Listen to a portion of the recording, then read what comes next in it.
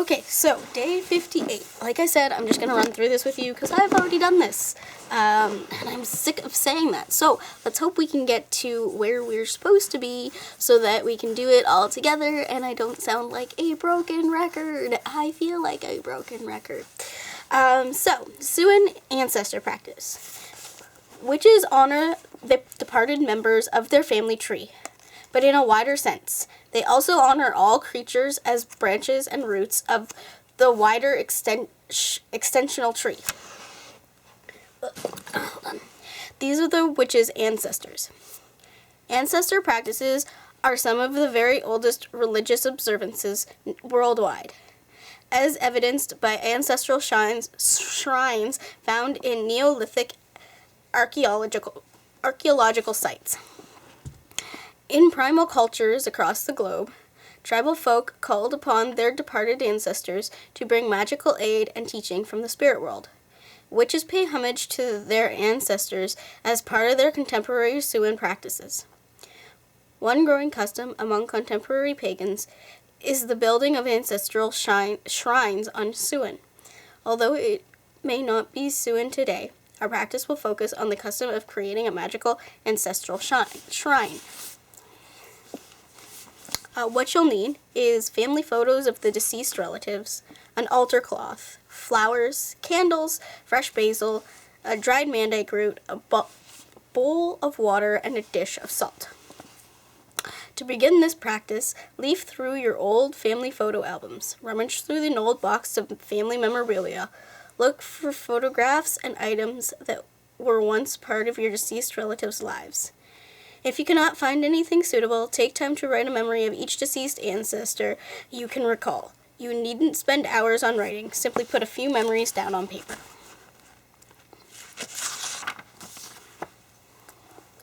Next, find a table in the westernmost part of your house and use this as your altar. Lay out a beautiful altar cloth of any color. Spread out on the cloth the photos and other items that were once your ancestors' belongings. Now, if you're like me and you're stuck in just a room that you can do instead of a whole household, I just move my shrine, my altar table, into a different location. That's how I deal with it. Now you should be creative. Add to the altar fresh flowers or scattered flower petals. Arrange some fresh basil and dried mandrake root, 2 traditional death herbs. Light tea lights or candles. Hang tiny white Christmas tree lights around. Drape your photos with sheer fabrics.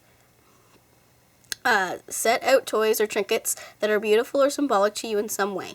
You might also add in foods or items that the ancestor once enjoyed. Light some pleasing incense.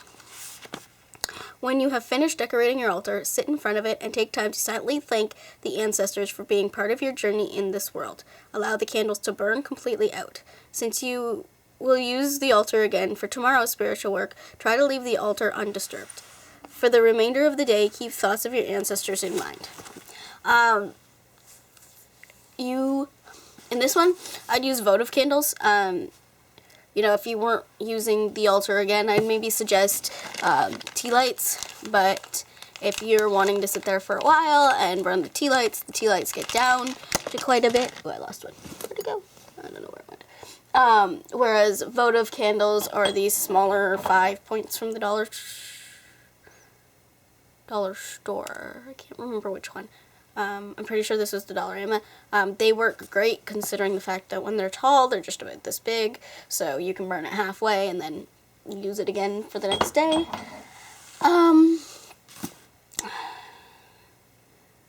That's all I have for you today. Like I said, I'm just running through it with you today because I've done this, and I just kind of want to get through to where we're supposed to be because we're so far from where we're supposed to be, and I feel so disgusted with myself. So day 59 is next, and it's the ancestor divination. I'll see you in the next video. Blessed be, and keep crafting, witches.